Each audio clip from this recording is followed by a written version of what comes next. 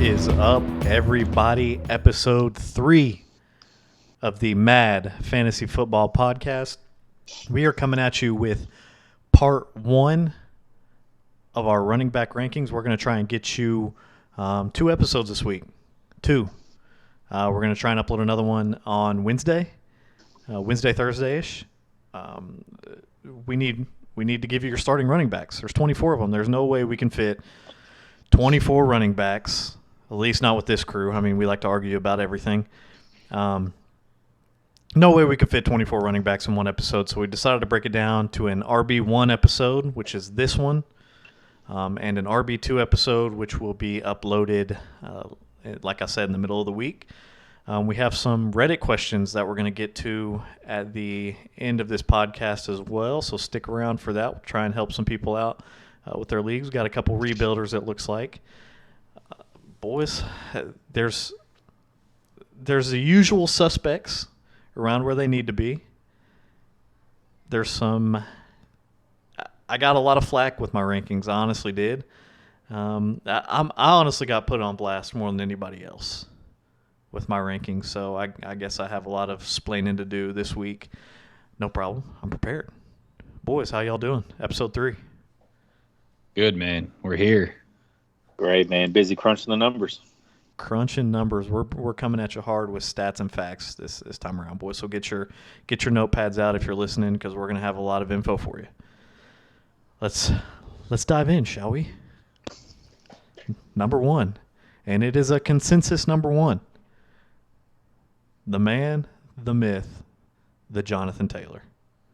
Goni, why is Jonathan Taylor our consensus number 1? Jonathan Taylor was an absolute stud last year. He was one of the only running backs to play every single game. Man rushed for over 1,800 yards, tops in the league, 18 touchdowns. He was phenomenal. He had 9 20-point games. He had 10 100-yard rushing games. He scored a touchdown in 11 straight games. Who does that? This man was phenomenal. Most breakaway runs, which are runs of 15-plus yards. Killed it with the red zone touches. They fed that man the ball. He had 92 red zone touches, which was far and away the most in the league. The next closest was Austin Eckler with 63. He had 92. He's the focal point of the offense, and he was just amazing. I just don't see anyone overtaking that spot. All we're asking him to do is do it again, right? That's it. That's all we're asking. I love him. When you got a guy who can be the number 1 running back in a PPR league off standard scoring, essentially, go ahead and give me that guy again. He scored a touchdown in all but 5 games last year, and he's got Matt Ryan coming into town, who is old, and they love to check that. Old guys, Phillip Rivers, Ben Roethlisberger, they love to check it down to the RB, so I feel like he's going to get more passing work. Matt Ryan passed 560 times last year, and 100 of them went to a running back. And it wasn't a running back nearly as skilled as JT.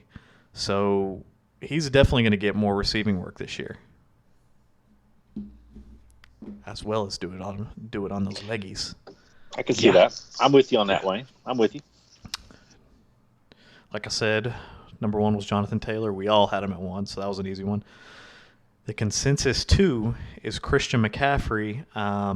Goni and I had him at 2. Begley over there had him at 5. A little disrespectful. I want to hear what he's got to say. Man, I've got him at 5, but there's an asterisk on it. I mean, CMC could be 1 by 100 fantasy points, right? I mean, it could also be 30. It's all dependent on his health. You know, I was doing my projections, and I slotted him in at 90 receptions, which is on 120 targets, which is just – it's modest compared to his MVP numbers. All-pro numbers, I'm sorry, not MVP, 2019. He's 5, but he could be 1. Right, I'm banking on 13 games here. Going with the injury. Yeah, you have to, man. How could you not, right? And everybody's a little terrified of it. You see it in the ADP. You see it in the ranking.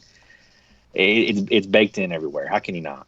Yeah, I mean, 75% of the guys on this list have missed at least 1 game. So, I mean, I can't really fault you for that. The man was just phenomenal, though. Every time he played at least 50% of the snaps, just 4 games this year, he scored 24 or more. Yeah. he averaged over 8 targets a game for all those games. The downside of that, though, going with your injury, man, he really has only played in 10 games over the last 2 years combined. But the man is phenomenal when he takes the field. He's a walking 20, 25-point game. Yeah, I mean, and Chuba Hubbard didn't look awful last year, right? I mean, is there a world where he siphons some carries from McCaffrey? Does Carolina protect their asset this year a little more? Nah. No? Nah. Okay. Nah. Okay. Listen, Christian McCaffrey played 5.5 weeks, right? He came out of one game early. 4 of those 5.5 weeks, CMC led the Panthers in rushing and receiving. That's just an insane stat that nobody else does except CMC. I can't drop him anywhere further down than 2 because I feel like if you're banking on 13 games, his man's the number 2 fantasy running back. 13 games is good enough for him to get to number 2. He's a receiver. He's a receiver / running back. He is their best weapon by far, and they use the crap out of him, and they're going to continue to do it while he's on the field because, like you said, he might not be there next week, so they use him while they got him. I think it is important to note he's next year they do have an out of his contract, so this is a pseudo contract year for McCaffrey. We'll see. He's got to be healthy this year then. If he's got to get paid either at Carolina or somewhere else. Yeah, but if he misses, let's say he misses 9 games, he's getting paid somewhere else, right? If Carolina doesn't re-sign him, somebody's taking a chance. It depends. Depends on what he's looking for contract-wise, but he's so valuable to the Panthers. Those 4 games that I mentioned before, we played over the 50% snaps, and he was actually healthy. The Panthers were 3-1 over those games. Oh, he's a monster. So, I mean, he's the lifeblood of that team. Yeah. Easily. Yeah. All right, number 3, we have Austin Eckler. I have him at 4, Goni at 3, and Begley at 5. What's going on with Eck? 2. You have him at 2? Have him at 2. Fair enough. Either way, I mean, 2, 3. He finished as the RB2 last year. His ADP this year, as of right now, is the 105, being the running back 3. The man averaged 21.5 points a game last year, which was second best. He missed only 1 game. He had limited snaps in 2 others, being week 14 and 15. Little over 900 yards. Scored 20 total touchdowns last year. Probably come down, but the regression has got to be there. He had 70 receptions on 94 targets, 647 yards. The man's seen 65 targets or more the last 3 years. Little stat for that: if you took away 8 touchdowns and brought it down to 12 for the year, he still would have finished as the RB3 last year. He had 9 20-point games. As I mentioned before, he had the second most red zone touches behind Jonathan Taylor. The man is awesome, and he's going to continue to benefit from the Chargers' high-powered offense. Yeah. When nothing changed, man, in LA. Nothing changed. Agreed, and he does it all through the air, but what people aren't paying attention to last year is that man, like you said, rushed for over 900 yards, which was the best of his career, but he also rushed for over 200 attempts, which was the most of his career. So not only is he commanding all of those targets out of the backfield, but he's getting more involved on the ground too. So you say there's a possible regression with that offense, man. I could see him continuing on the path that he's on. Personally, 20 touchdowns is hard to repeat. That's the only thing very hard I think he can regress on. But you're right. You're 100% right. It got just, potential to do it. It just could, with him rushing more, his receiving touchdowns could drop a little bit, and his rushing could increase a little bit. That's fair. Again, hard. He's double digits. That's hard to do, period. Number 4, the man, King Henry. He's an absolute monster. We got him at 4. I had him at 6. Goni had him at 5. Begley, apparently I had your rankings wrong, but I got you having him at 3. Am I correct there? That's right, man. All right, we got him at 3. Begley, you got him the highest. What's the deal with him? Man, I do. So, when I put together my rankings, I kind of went in blind. I didn't assign any names to any players, and I pulled some historical data, ran some models and some scenarios on it, and this guy kept popping up at 3. I can't get him any higher than 3. I mean, this guy's a volume monster. 780 snaps, 370 carries, absolutely in his realm, 1,200 yards. I've got him at a 71 snap percent. That could be higher. Who's taking his carries away? I mean, No. Tennessee's running through this man through and through. They let AJ Brown walk. This is King Henry's team. To me, I'm looking at his rushing touchdowns. 16 out of the realm here. I mean, in the red zone, who are they going to? King Henry. Derrick Henry. Derrick Henry, sir. Yeah. I've got him. So the only reason that I don't have Derrick Henry higher, he's 26th in the league in yards per carry. That's bottom half of the league. He's 43rd in true yards per carry. And for those of you that don't know what that is, there is a statistic that takes out all your rushes over 10 yards and just averages out your rushes under 10 yards, a typical rush. He is 43rd in the league when you take out his breakaway runs. And I understand that breakaway runs are part of the game, and he's great at, making that happen. But he really needs those just to get him to a 26th in yards per carry. He had 219 attempts through 7.5 games. 219.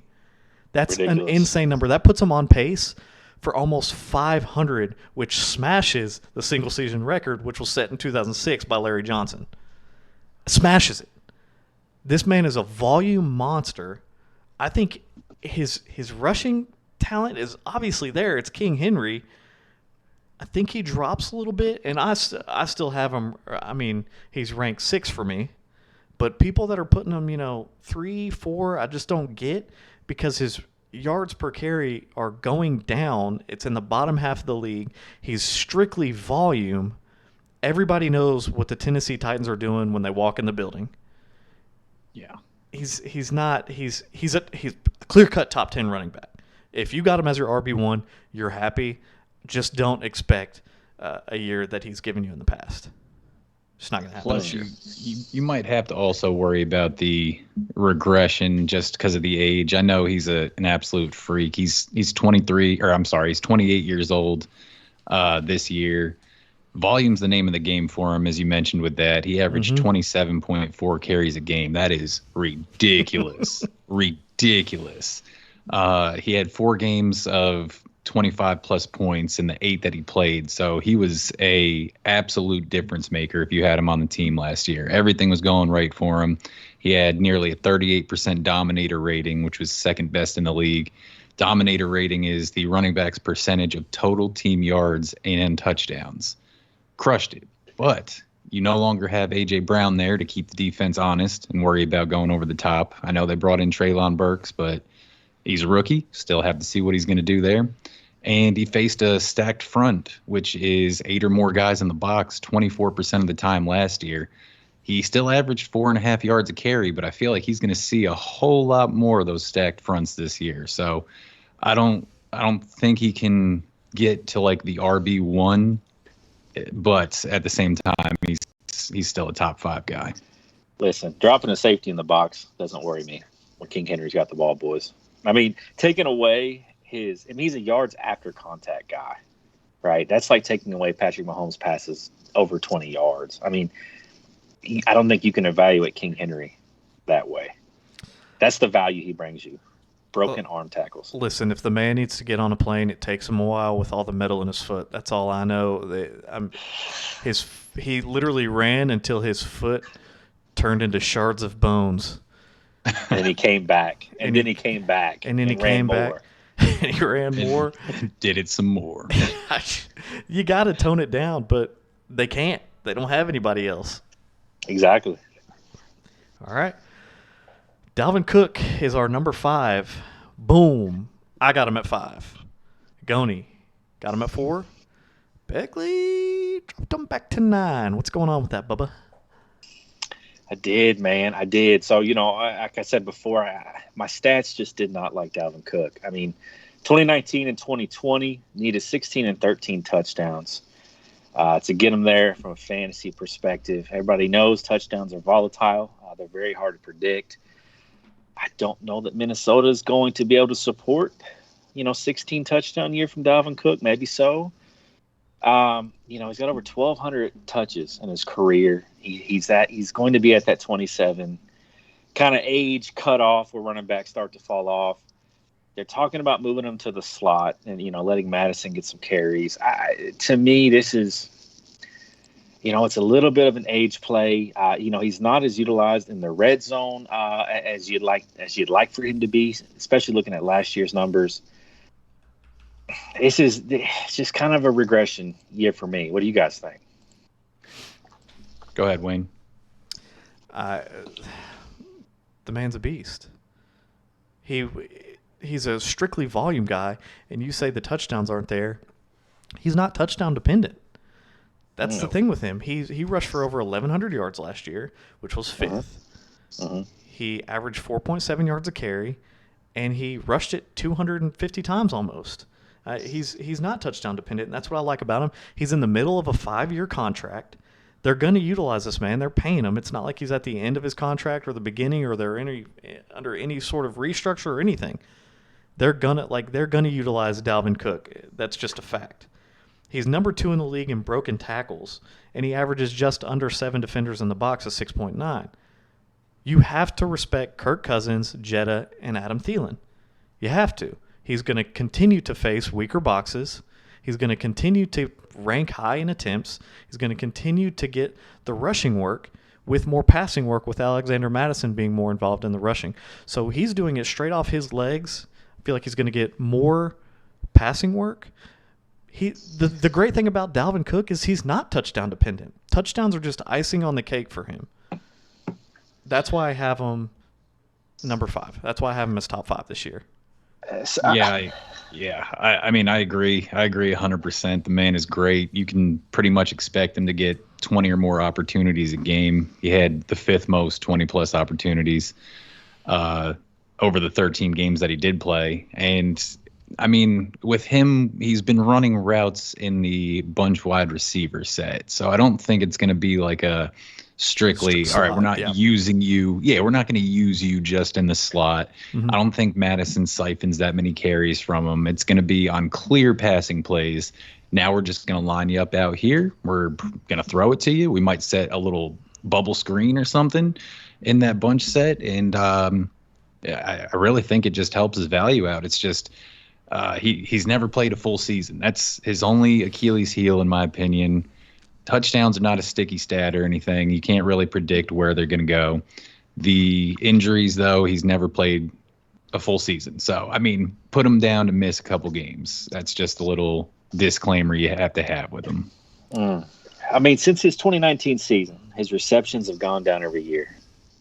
He's getting less and less involved in the passing game. Last year, he had 6 touchdowns in 13 games, finished as RB10. You're telling me he's not touchdown dependent? His last year compared very similarly to 2019, when he finished 6th. The difference was touchdowns. He finished as the number 10 running back, a clear-cut RB1. Sure, while and I have him at 9. with also being tied for 18th among running backs in touchdowns. That's not top 10. That's not touchdown dependent. Like you said, he's going to be more involved with the passing game this year. Those numbers are going to come up. That's your words, not mine. He's more in the pass. I said they're talking about moving him to the slot, but he's more in the passing scheme. He's more in the passing scheme. He's going to be more involved in the pass. Now that they have somebody that they trust running the ball outside of Dalvin Cook, he's going to be more involved in the passing. But like Goni said, nobody's taking his touches. The man's a beast on the ground. Al, his touches were down last year. Somebody took them. He missed 4 games. He ranked 5th in the year in rush attempts. He ranked 5th among running backs in rush attempts. And his yards per carry were awesome. Excellent. 4.7. Sure. But they were down from the year before, right? He's hurt. Boys, he's 27 years old. He's taken over 1,200 touches in his career. We want to talk about Derrick Henry's foot. Let's talk about Dalvin Cook's body, which started breaking down half a decade ago. You guys are expecting him to produce the same as he has when there's a clear regression. Clear regression. And Goni, that's your favorite word. I know you're all about that. Oh, yeah. I mean, it factors into everything, but the man is just an absolute beast, and he's got all the opportunities. He's got all the opportunities in the world. He only had 34 receptions on 49 targets last year, and he missed those 4 games. So if you start lining him up in the bunch set as well on a clear passing play, that number is bound to go up. What could go wrong? Throwing a guy who's never played in the slot, putting him in the slot. What could go wrong there, right? I mean, he's caught that what we're footballs banking before. on here, Come on now. It's not like he's learning how to catch. Is that what we're banking on here? The man ain't becoming got a superstar in the slot. This man ain't He's got never stone done hands. this before. Come on, He couldn't possibly. Bottom line is they trust Madison more back there. He's going to get more passing work. He's still going to get his rushing work. I mean, that's just facts. He's in the middle of a 5-year contract. He's going to be utilized. Yeah, I'm planting my flag here, gentlemen. The stats don't lie. You're building your house on a sandy slab. Let's move on. I can't even look at you right now. Joe Mixon. Y'all gonna be mad at me on this one. I got Joe Mixon at 11. You both got him at 6. Yeah. Why? 11. Ouch. Why? Joseph Mix-a-Lot. He's starting the league in rush attempts. The man is a clear volume beast. Yes, he is. I get it. Defenses need to respect the pass. Go on. He's going to be a workhorse. Joe Burrow is just going to throw it more. This offense. Wow. This offense is going to be an air raid. It's going to be. Don't cock your head.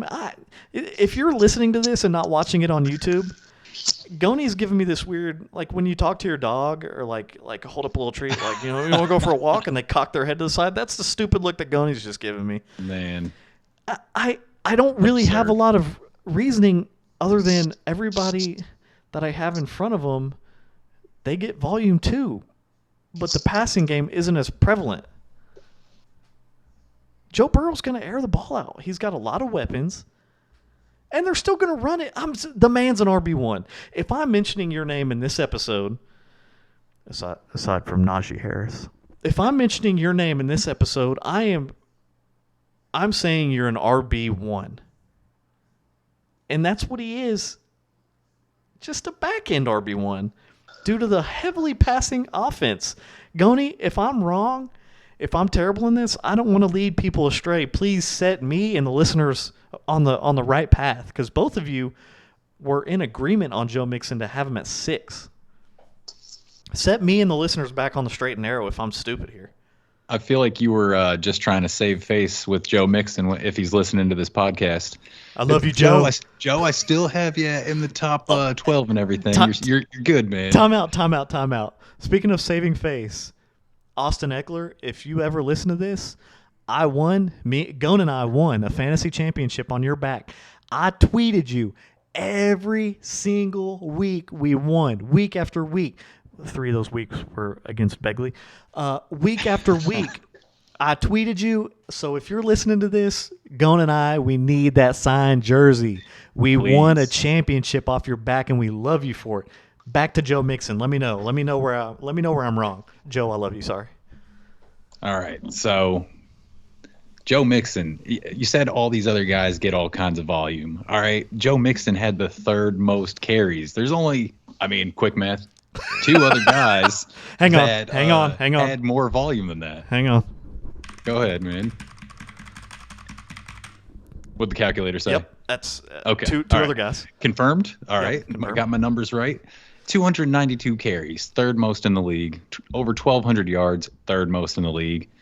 13 touchdowns. He had over 4 yards per carry. The man got 48 targets last year, it's pretty good. He had 7 20-point games. He did have 7 games that were under 10. So little feast, little famine. He was streaky. He gave you a good game, followed by a few bad ones, followed by a few good ones. But I mean, the volume. Does feast or famine not equal low end RB1? Feast or famine? Who wants? Didn't last year. He's a Tyler. It didn't last year.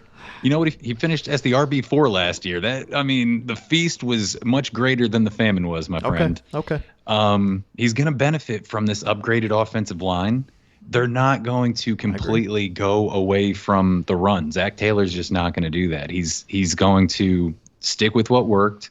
They're probably going to pass it more. He had 7 20-point games. He had 7 games under 10 points.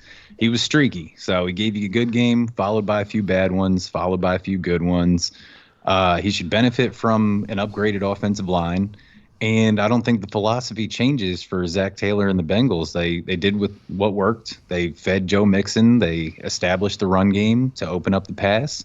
I think that it may work a little bit better this year, to be honest with you. The offensive line is great. Joe's going to do his thing, and it's going to help Mixon in return. Beggs, what do you think? Yeah, man. I mean, what changed with Joe Mixon, right? Just like with Eckler. I mean, it's the same situation. The only knock on Mixon, well, there's two, really. It's his health, right? Can he stay on the field? His red zone work's a little lacking, but I have Cincinnati blowing up this year, man. I think that offense produces at least 20% more. Joe Mixon get 5% of that? Can he get a little nibble off that way? 20% is a bold statement for total offense production. That's a lot of yardage. That's a lot of.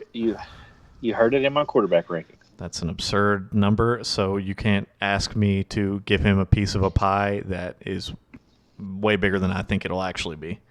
All right. Fair enough. Refuted.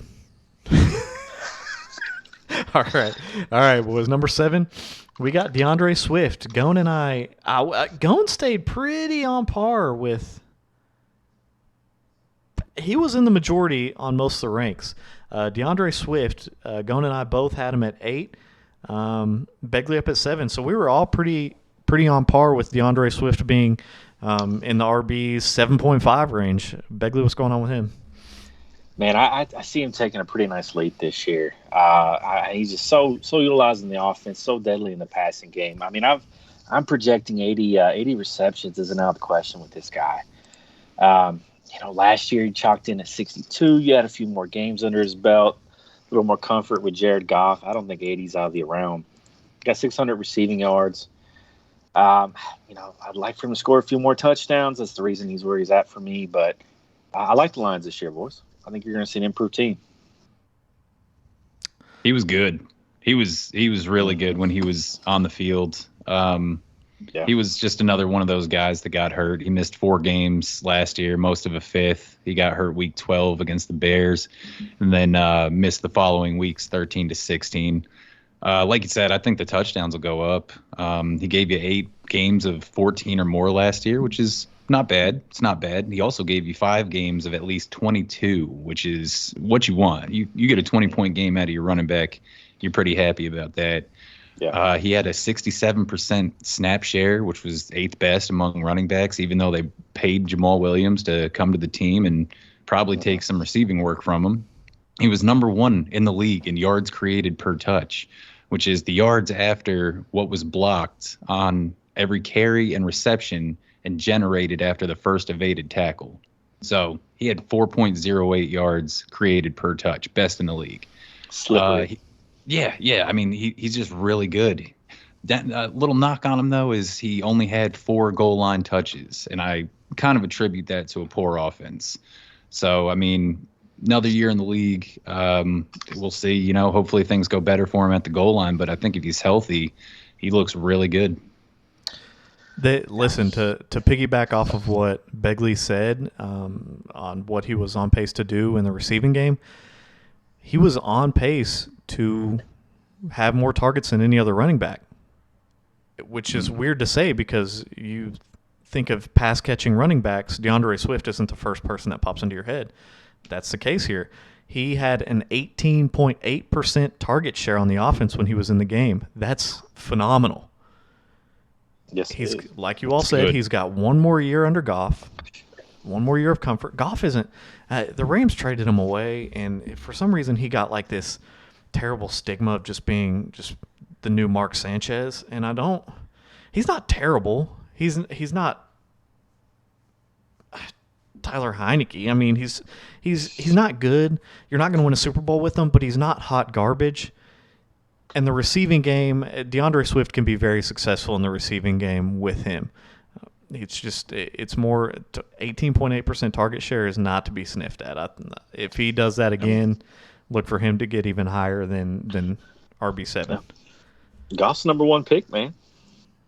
Yeah, and he was left for dead. He was absolutely left for dead last year, going to the Lions. And they were actually competitive in quite a few games. They had a lot of one possession games that they lost, which, I mean, it is what it is, but they were competitive. They lost to the Ravens on the back of a record-setting 66-yard field goal. So, I mean, they were in games. Their record was not indicative of of the type of team they were. Their record showed an absolute poop turds team, but they're not that. I like their coach. I think they're going to be better this year. Moving on, number 8, Begley, your boy. Talk to me. Your boy Zeke. My man. Gone and I had him at 9. You had him at 8. We're pretty in these back half of the 10. We're all on par here. What's going on with Zeke, boys? I'll let the homer talk on him first. Man, when I was doing my rankings, in the back of my mind, I said, man, I'm going to drop Zeke to about 20. Like, it's the year he falls off, dude. The reverse jinx, I see. Exactly. I did it blind. I gave, and I pop up. I can't get him any lower than 7, man. I mean, if you look at his stats last year, Ezekiel Elliott was good. He was really good, man. I mean, the Cowboys are always a lightning rod. 809 snaps, which was second in the league, only to Najee Harris. My man's on the field, and he's on the field a lot. I know a lot of people are scared off by Tony Pollard. Didn't quite impede on his workload, quite like everybody thought he would. I do think Tony is a little more athletic. I think he's a nice change of pace guy. This is Zeke's backfield. 66% target share, which is strong. He's a really nice receiver, man. 47 receptions last year. He's involved in the passing game. I don't see how that changes with Amari gone. He's here. He's a red zone monster. I mean, in the red zone, he's on the field for Dallas. I didn't want him here.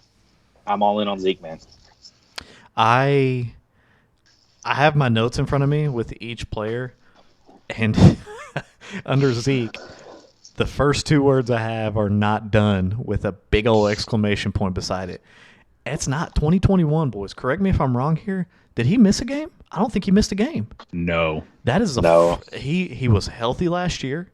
And to piggyback off of what you said, 17 red zone receptions and 38 red zone rush attempts. He's on the field for over 60% of everything. He finished RB7 last year. I believe. Goni, help me out. 7, yeah. No, RB7 last year with the fewest rushing attempts of his career. He had a 10.2% target share through the air, and Amari Cooper's gone. I'm all in with you, Begley. I think he's gonna get more passing work. Tony Pollard isn't completely. Tony Pollard is going to do what Tony Pollard has done the past few years. He's going to be a great backup. He's going to fill in where he needs to fill in. But Zeke is not done. He is going to be a top 10 running back this year. If he is your RB1, don't be scared. He's going to do it for you. Yeah, I mean, a lot of the fantasy community, though, left him for dead last year. I know that we tried trading him in one of the leagues, and you couldn't get a used tissue for the man. Like, just even putting out the feelers. Nah, don't want him. He looked terrible, blah, blah, blah, blah, blah. I mean, he was noticeably slower. He didn't look very good at times after their Week 7 bye. Well, I mean, it came out that Zeke was playing on a torn PCL since Week 4. And he still played every game of the season. I mean, he was good. He was good. His first 5 weeks of the year, the man averaged 19 points a game, including a 3.9-point performance in Week 1 against the Bucs, who, great run defense. Don't know if you know that. He only ran the ball 11 times. Dak threw it 58 times. averaging that in with the next 4 weeks, 19 points a game, I'll take that all day.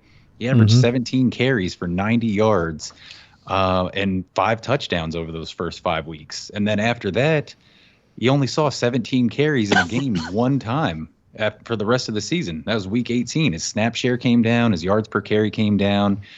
And I'm all in on him this year again. I believe he's got at least another year to offer. I think it was solely because of the injury, and the man just toughed it out, or the Cowboys wanted him to tough it out.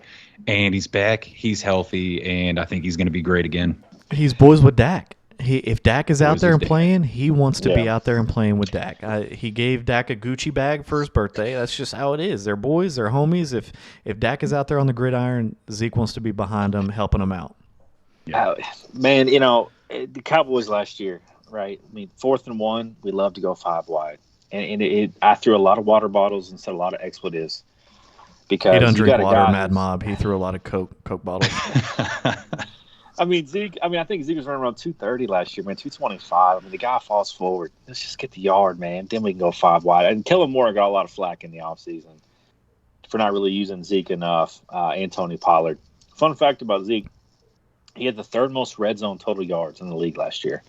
When he's in the red zone, we find ways to get him the ball through the air, through the ground. He's involved in the red zone, man. All right. We are on to number 9. And boy, are we all over 9 and 10, Mad Mob. We are all over the spectrum on this. Goni finds himself right in the middle. Not on AJ. You'll see, boys. Number 9, we got Najee Harris. I've got him at 13. I don't even have him as an RB1. Wow. Goni has him at a 7. Begley's got him down yonder, almost on the podium, at number 4. I mean, who needs to go first? Who do you want to hear from first, Goni? I'll let you pick. You're in the middle of us. Goni's got him all the way up there at 4 with the likes of Christian McCaffrey, Eckler, JT. I've got him back down here with Aaron Jones, Fournette, Antonio Gibson. Yeah. Who does he belong with more?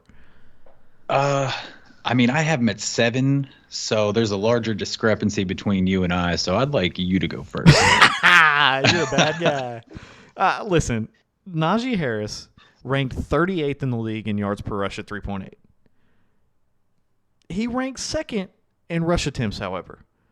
He's a clear-cut volume guy, when you have 38, when you're running for 3.8 yards per carry on 307 attempts, you are a back-end RB1. But my man had 74 targets with Ben Roethlisberger, the king, 74 catches. Receptions. Yep, 74 receptions. The king of dumping it off to running backs. Is Mitch Trubisky going to do that? If Mitch Trubisky, if he does not get those 74 receptions, he's not an RB1. Not with the rushing. I don't care if he's got 300 attempts again.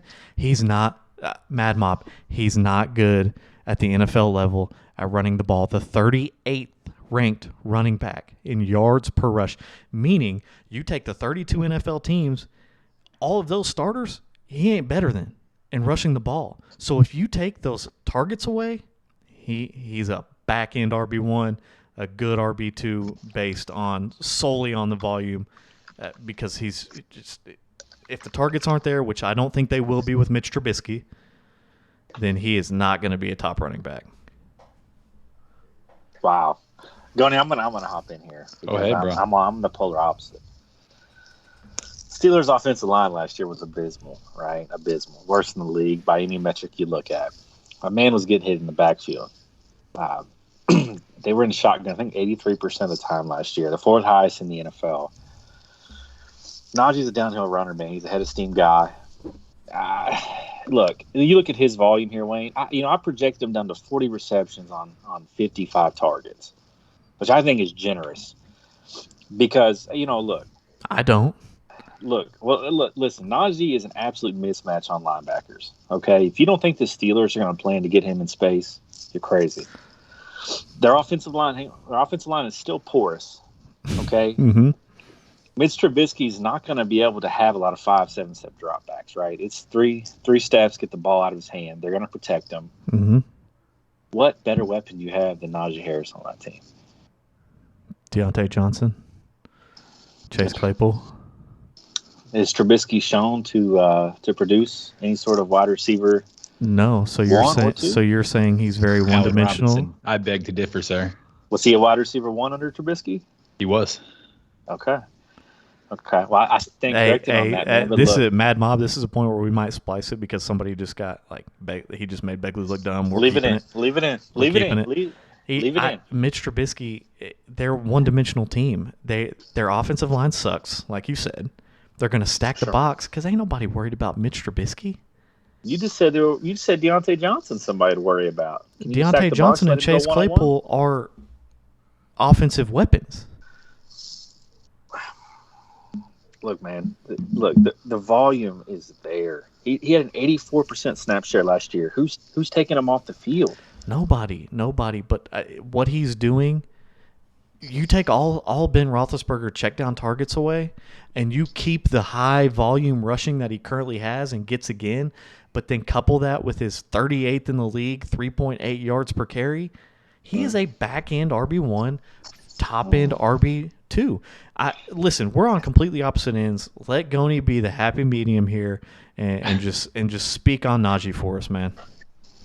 All right, so for Najee, I think the talent is there. I think the guy he's a really good running back. I think the problem is the offensive line. He had, like you said, he had the most targets and receptions among running backs, 5.5 per game, but I fully expect that to drop. The man, on a skill level, he had the second most evaded tackles in the league with 6.2 per game. He had a very high dominator rating. Wayne, to go to your side on it, his true yards per carry, which you mentioned before, 3.8, 53rd in the league. It's not good. Very, very bad. Stuffed runs, 49. Third most among running backs at a 16% rate. He is a pure volume play. They didn't really do much to improve their offensive line. Mitch Trubisky it might be a little much for me to say equal to, but he's probably worse than what Big Ben was last year. He's not going to check it down. He's never checked it down like that in the past. I think that he volumes his way, though. I can't get to 13. But I definitely can't get to 4 either. So that's why I have him at 7.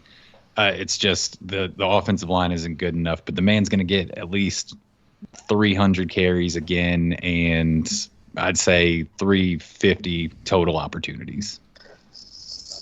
Wayne, going to help me out here. Bags. What was Derrick Henry's true yards per carry? Derrick Henry's true yards per carry? Mm-hmm. Splice. Nah. I have it. Hang on. We're here, Mad Mob. I got him. Derrick Henry was 43rd in the league in true yards per carry. So interesting. Better. But close, right? I mean, so 0.1, 0.2 yards can make the difference in a lot of rankings. Well, but you have Henry in your top 5, but you drop Najee down to 13 for a similar reason. Look, man, not a similar reason. Najee Harris is going to get far less receiving work, and in PPR, that's a huge hit on you. I took 34 receptions away. 34 receptions. I still have him there, and I can't get him any lower no matter what I do. It's 1,200 yards out of the realm on the ground. The offense has got to go through Najee, right? This is a defense first, play action type team. I think the Steelers offense stalls. Wow. I don't think they're good. I don't think they're going to do much under Mitch Trubisky. And a terrible offensive line. And it sucks for Mitch Trubisky because he got dealt so many poor hands, and he just continues to get dealt poor hands, and he's going to be running for his life this year. He's finally got some weapons, offensively in Chase Claypool and Deontay Johnson, and he's got a great running back in Najee Harris. But with such a terrible offensive line, it's hard to do anything from any position. Najee did a lot last year from the behind, and a worse offensive line last year than what it will do this year. Because Ben Roethlisberger was checking down to him Yeah. 74 times. He sustained drives. He sustained more drives last year. Roethlisberger did. Najee had, for 1,200 yards, he had the lowest yards per carry in the history of football to get to 1,200 yards. Listen, we're going to move on from Najee. Do what you want. We're at 45 minutes. We got some questions to answer at the end. Unless it's a fire stat you can get out in 30 seconds, we're moving on from Najee. I'll just say this. I trust the Steelers organization. I trust Mike Tomlin. Find ways to give him the ball. Okay. And I wanted to speed us up on that because I feel like this whole debacle that just happened with Najee is going to happen again with Aaron Jones. Oh yeah, probably. Mad Mob, your boys got Aaron Jones as the RB3. RB3. Goney's got him all the way in the nosebleeds, RB16. Yeah. Begley's got him at almost out into RB2 status as well at 11. Disrespectful. That's disrespectful. Listen. Hang on. Let me speak on my boy Aaron Jones here. He led the league for running backs in red zone receiving targets. On top of that, he averages 4.7 yards per carry. And he finished as the RB10 with only 4 rushing touchdowns and 6 receiving touchdowns. Devontae Adams is gone. That is a lot of red zone opportunities that are now opening up. Aaron Rodgers trusts Aaron Jones in the red zone. That's why he is the number 1 running back in red zone targets. That Devontae Adams workload has to go somewhere. And unless you think Robert Tonyan is going to be a phenomenal top 3, top 5 tight end, guess where those touchdowns are going? Guess where those targets are going? Aaron Jones is going to get more than 6 receiving touchdowns this next year. He's going to get more targets this year. He is their only offensive weapon. Aaron Rodgers, the Hall of Famer Aaron Rodgers, only weapon. The Hall of Famer Aaron Rodgers is going to get Aaron Jones the ball. I know A.J. Dillon is going to take some of the rushing work, but Aaron Jones is going to be fed the ball through the air. He's going to increase his touchdowns. He's still going to be a top red zone target for that whole offense now. Aaron Rodgers will not allow that offense to stall out. He will sustain drives, and Aaron Rodgers is his best weapon. I don't see how either of you have him out of the top 5. Beggs, you want it, or can I take this one? You go ahead, man. I'll fill in the back. Man, bro, I would like to extend a doink bet to you that the man does not finish in the top 5. Where do you have him ranked? 16? I have him ranked at 16. You have him ranked at 3. 3 and 16 will split the middle. I say he finishes in the top half. Top half of what? What do you mean? What does that mean? Begley, math it out for us. You're our accountant. Give me an RB. You said top 3. I gave you top 5. You got him at 16. We're splitting the middle between 3 and 16, and I'll take that top half. You take the back half. Yeah. Does that sound reasonable? RB9. RB9. I'm saying he's RB9 or better. Wouldn't it be RB8 or better? Okay, I'll take that. RB8 or better. I got 8. I got 8 and better. You've got 9 and worse. Doink bet accepted. Doink bet accepted. Tried to put him on blast for RB3, and he squeaks out an RB8 somehow. Listen, if you got him, if you're disrespecting him all the way out to 16th, I could have been like, listen. Doink bet says that he's better than a 13. Cool. You've got him at 16. Closer to where I had him ranked than you, and I'll doink you one at the end of the season. So, all right. Mad Mob, stick around because this one's going to be absolutely juicy. On to the stats. Give me some stats. Man had 6 games of 13-plus points. It's modest. He had 7 games under 9. Single-digit games are not acceptable for anyone that is considered an RB3, right? He only averaged feast or famine. Yeah, he famined a lot more than he feasted, man. Thanksgiving only comes once a year. He's RB10, man. He's RB10. He did something right. Bro, he only averaged 11.4 carries per game. A.J. Dillon had more carries, more rushing yards, more rushing touchdowns than Jones. I know you're expecting a whole lot of receptions to come from him. That's fine, but A.J. Dillon last year took the majority of the rushing work. And it's going to happen again. He can have it. It's absolutely going to happen again. He can have the rushing work. Huh? He can have it. Enjoy that rushing work. I'll go ahead and take my passing work.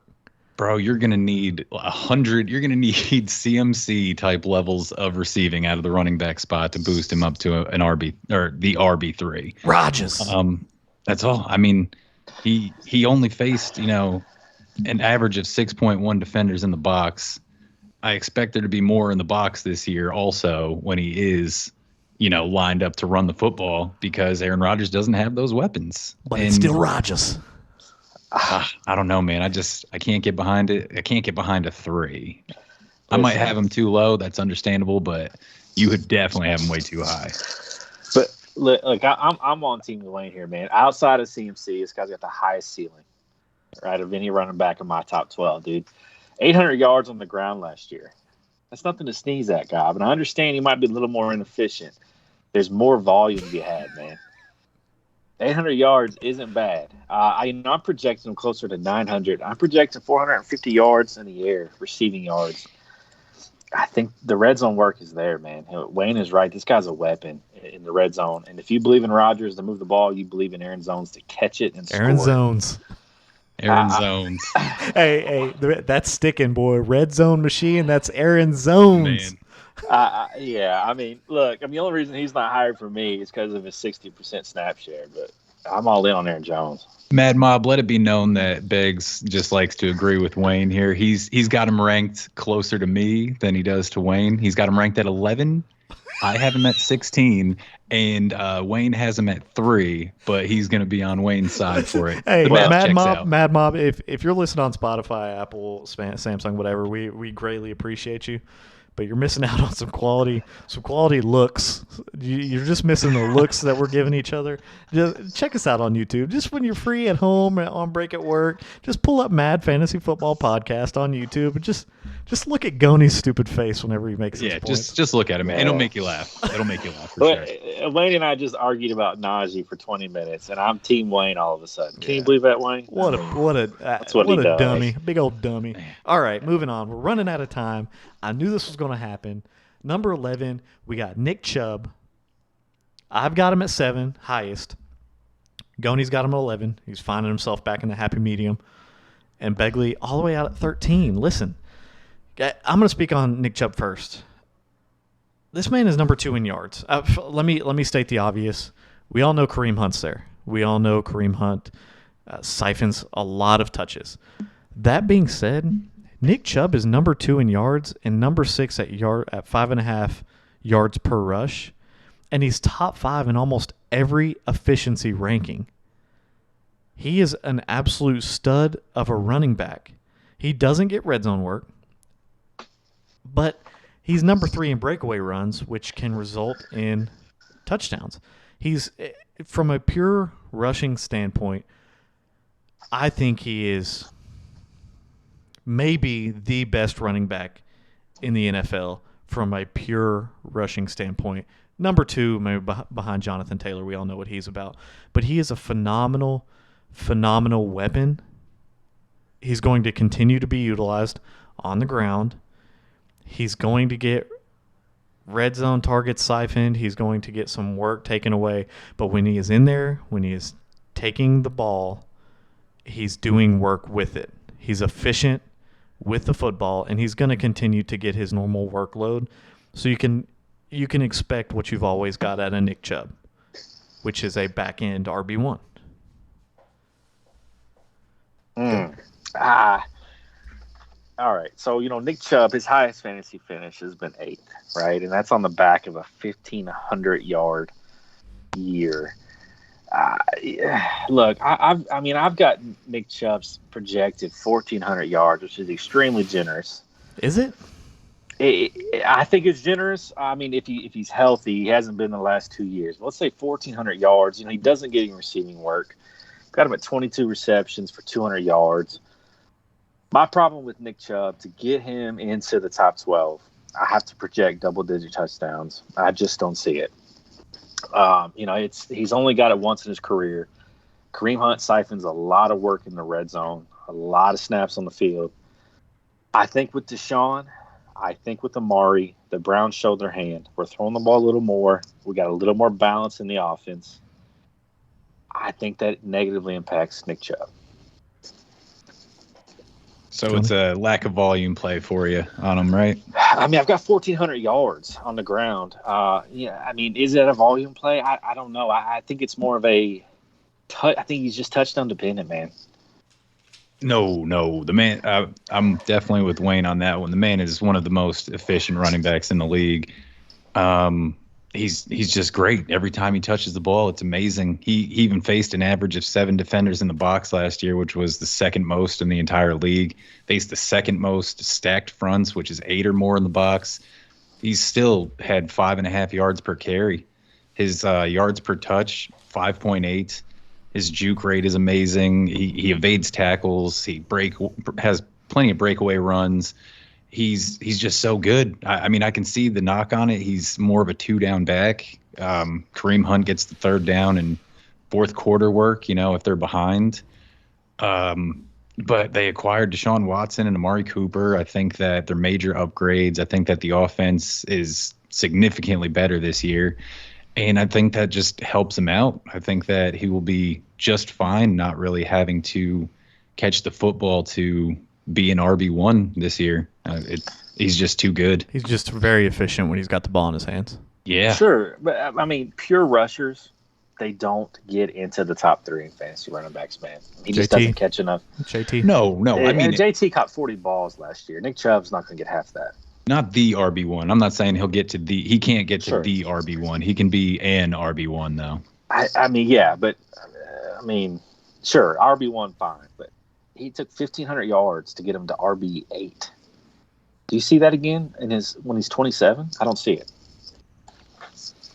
We'll see. Maybe. I mean, he missed 3 games. He missed 3 games last year. And like Goni said, he's facing stack boxes nonstop. They got to respect the pass a little bit more with somebody that can actually throw the ball.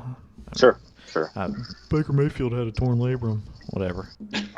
I've had a torn labrum, Mad Mob, and I still lifted, just not very much. All right, the consensus number 12, we have Leonard Fournette. Kind of a surprising one. A lot of people probably didn't expect to see him as an RB1. I had him at 15. Begley and Goni had him at 10. I'm going to be honest, I'm reverse jinxing myself. Leonard Fournette checks a lot of boxes to be an RB1. I'm a Buccaneers fan. We tend to suck really bad if Tom Brady isn't on the roster or if we don't have a defense full of Hall of Famers.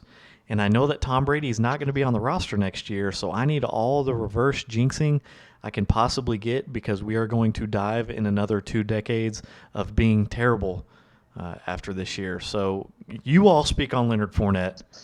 I'm staying away from it. I'm staying away from him. I think he's an RB2 this year. Tom Brady's going to pass the ball a lot. I understand Leonard Fournette's going to get some of it. But he's also going to pass it to, little old Chris Godwin, Russell Gage, and Mike Evans. But you all speak on why he's an RB1. I mean, he had the 3rd most points per game last year. He averaged 18.3. He only missed 3 games.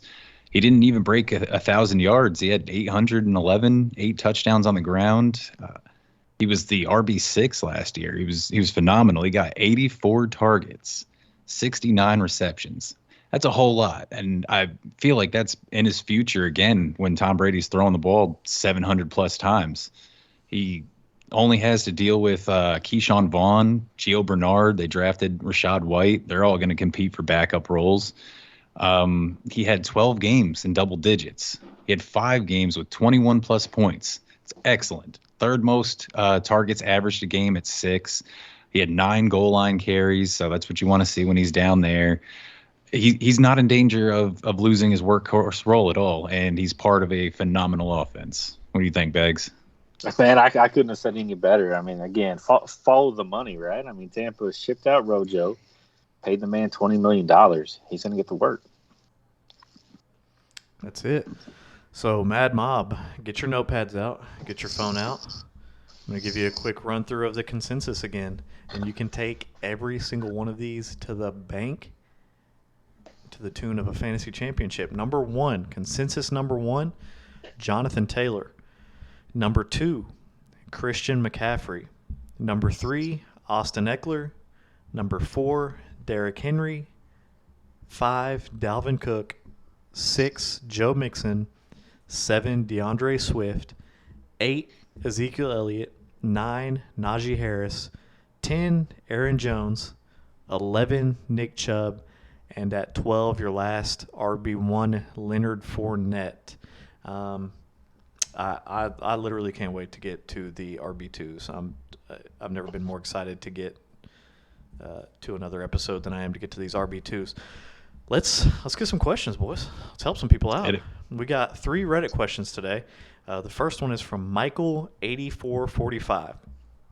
He's got a question about a trade. He's going to be giving up A.J. Dillon and the 2.05 to get Juju Smith-Schuster and Miles Sanders.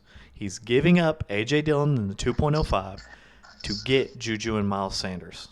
Goni, how do you feel about that one?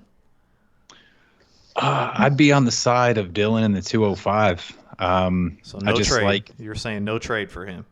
No trade, yeah, sorry. No trade. I'll take Dillon and the 205, and I would stand pat with it if I was him. Aaron Jones, he's going to be in his age 28 season this year. He's got 2 more years left on the deal, but the Packers have a potential out after this year, giving him a dead cap hit of $9.5 million. So they could decide to move on from him, which would open up the door for Dillon to be a workhorse back. Miles Sanders, you just don't really know about. He's going to be an undrafted free agent next year. I've never liked him. Beggs was super high on him last year. We love definitely won some money and a doink bet off of that. It was excellent. So you don't know the landing spot. He could land somewhere great. He could land on a turd. You never really know with that. So it's a mystery box for him. And Juju's the same way. Everyone's been looking for Juju to be great ever since AB left and he was going to be the lone dog with Pittsburgh, and it just never materialized. A lot of people are burnt out about him, and I think people kind of have that renewed confidence since he's going to be playing with Patrick Mahomes, but I'm not sold yet. Yeah, listen, Juju is not he doesn't stretch the field. Juju is going into this offense to run routes in the second level with, I don't know if y'all have ever heard of him, Travis Kelce. Patrick Mahomes is going to pass to Travis Kelce every single opportunity at that second level. Juju is not going to be his first or second target. He's not going to be an immediate help to that offense. It's just he's going to be doing what Travis Kelce does, and Pat Mahomes is always going to go to Travis Kelce. Miles Sanders, for some reason, people have been hyping Miles Sanders up. What has he done?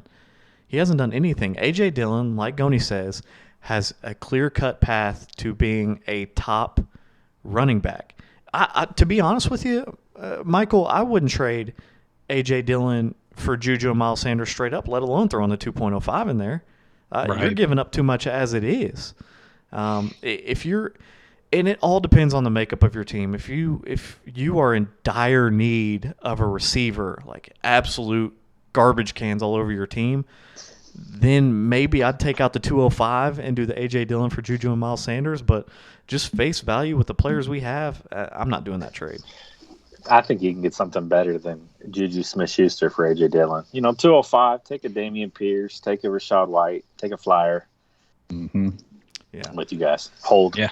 All right. Hold. We got a next one. Oh, my gosh. This guy, I like your music. Jangaroo Cack 2. You almost had me there. I got you. I said it right. He is a strong competitor, so he's not in a rebuild mode. He's in a dynasty, I'm assuming, right? If he's saying strong competitor now. He's giving up Gibson to get Fournette. So in a championship situation, he's going for a championship this year. Are you giving up Gibson to get Leonard Fournette? I think we kind of already answered this, right? Essentially with our rankings. With the rankings, yeah. Yeah. I mean, Fournette's I think he's strong for a year. I think he falls off, in year 2. I know Wayne agrees with that. I'm not super high on Gibson. You'll see that reflected in my RB2 rankings. I say you make the trade. Yeah, I 100% agree, man. If you're going for that championship, go ahead and make that trade. If you're a strong competitor, if you're not worried about the age difference, which obviously not, go with Fournette. I absolutely. We all think that Fournette is going to have a better season than Gibson, but way better offense, and absolutely. Yeah, it's an easy one, man. You're losing out next year and the year after that and the year after that.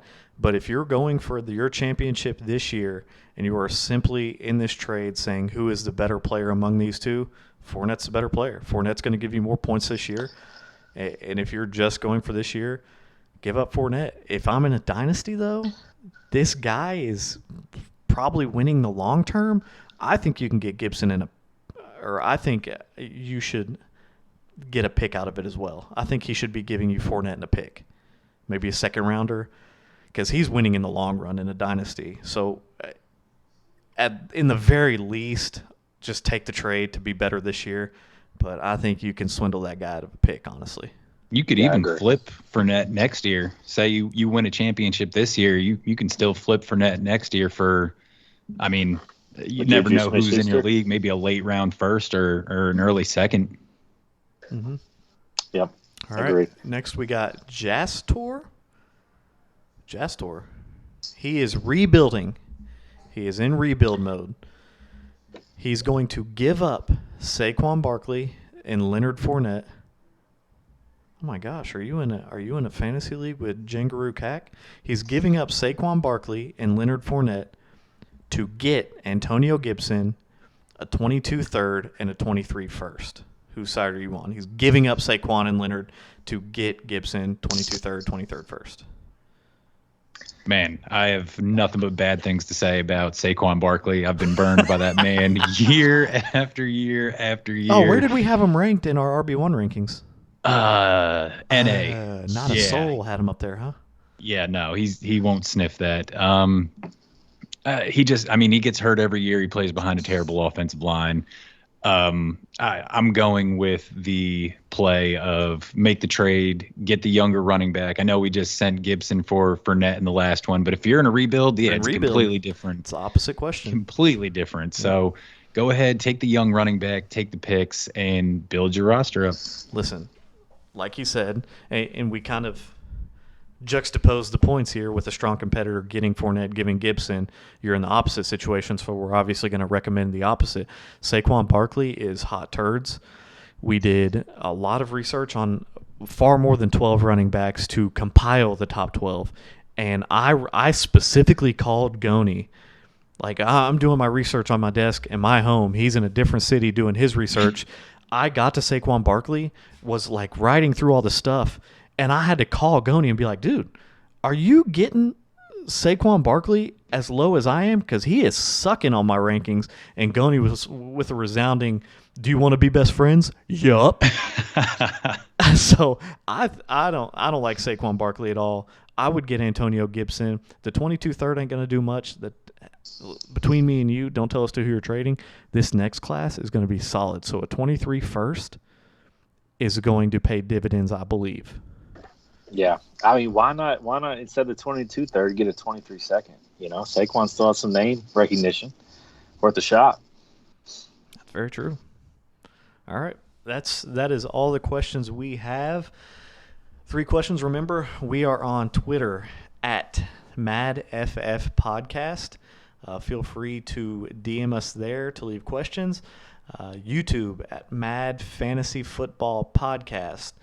Leave comments on any one of the videos. I'll check comments on all the videos. If you just pull up the first video and leave a question for the next episode, I'll find it and we'll tackle it. We got Begley over there. He's always surveying Reddit. So if you just want to @ us on Reddit and then ask a question, we will take care of you there. What am I missing? I feel like I'm not. Spotify. We are on Spotify. Mad Fantasy Football Podcast. We just went live this week on Apple Podcasts. You can find us pretty much you can email us, guys. Email us madffpodcast@gmail.com. We're everywhere. We are easily accessible, and we are dying to help you doink bet your friends, because I'm dying to just lay it all over Goni. Aaron Jones, you disrespectful. Any closing statements, boys? Yeah, that ain't gonna happen at all. Any intelligent closing statements, Begley? Najee for MVP, man. He closes it. His quarterback rankings was Joe Burrow for MVP. We're gonna get a new. We'll have one in the RB2 show. He'll have a new MVP candidate. Antonio Gibson MVP. All right, Mad Mob, we really appreciate y'all tuning in, and we will be back with our RB2 rankings middle of this week. All right, we're out.